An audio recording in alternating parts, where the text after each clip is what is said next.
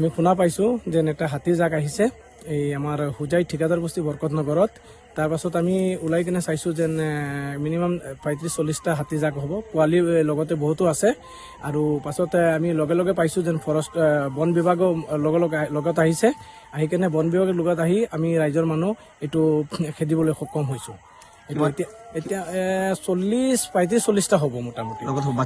বাচ্চা আছিলে আৰু কমচে কম আৰু 3-4 বাৰ এইটো আপ ডাউন কৰিছে, ইফালে ৰিটাৰ্ণ হৈছে, বেক হৈছে। তথাপিও ফৰেষ্ট ডিপাৰ্টমেণ্ট এইটো লগতে আছিলে। সিহঁতে মানে কষ্ট কৰি মানে বস্তুটো যিমান পাৰে সিহঁতে আমাৰ লগতো সহায় কৰি এই বস্তুটো মানে ৰেলৰ সেই পাৰ কৰিবলৈ সক্ষম হৈছে। গণেশৰ আহি ঘৰ ভাঙি পেলাইছে, পাকঘৰ কেইটা আহিছিল?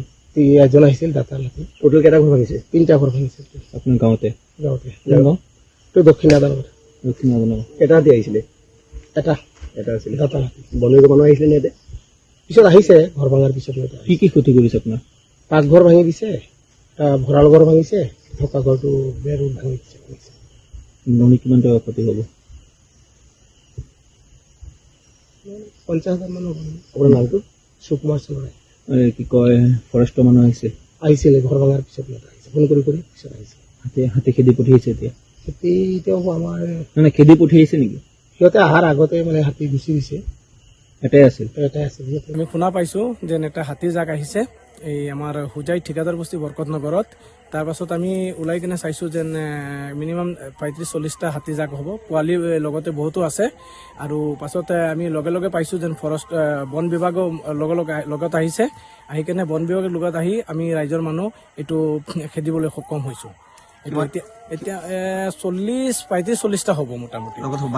বাচ্চা আছিলে আৰু কমচে কম আৰু 3-4 বাৰ এইটো আপ ডাউন কৰিছে, ইফালে ৰিটাৰ্ণ হৈছে, বেক হৈছে। তথাপিও ফৰেষ্ট ডিপাৰ্টমেণ্ট এইটো লগতে আছিলে।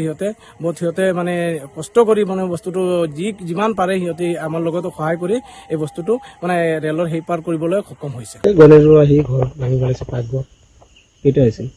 এজন আহিছিল দাঁতাৰ লাগি। টোটেল কেইটা ঘৰ ভাঙিছে? 3টা ঘৰ ভাঙিছে আপোনাৰ গাঁৱতে। তো দক্ষিণ আদালত এটা দি আহিছিলে, এটা আছিল দাঁতাৰ লাগি। বনৰীয়া মানুহ আহিছিলে নে? পিছত আহিছে ঘৰ ভাঙাৰ পিছত। কি কি ক্ষতি কৰিছে আপোনাৰ? পাকঘৰ ভাঙি দিছে, ভঁৰাল ঘৰ ভাঙিছে, থকা ঘৰটো বেৰ ভাঙি দিছে। কিমান টকা ক্ষতি হ'ব? 50,000 মান হ'ব। আপোনাৰ নামটো? সুকুমাৰ চৰাই। কি কয় ফৰেষ্টৰ মানুহ আহিছিলে ঘৰ ভাঙাৰ পিছত আহিছে, ফোন কৰি পিছত আহিছে। হাতী খেদি পঠিয়াইছে। এতিয়াও আমাৰ মানে খেদি পঠিয়াইছে নেকি? সিহঁতে অহাৰ আগতে মানে হাতী গুচি গৈছে। এটাই আছিল। আমি শুনা পাইছোঁ যে এটা হাতী জাক আহিছে এই আমাৰ হুজাই ঠিকাদাৰ বস্তি বৰকতনগৰত।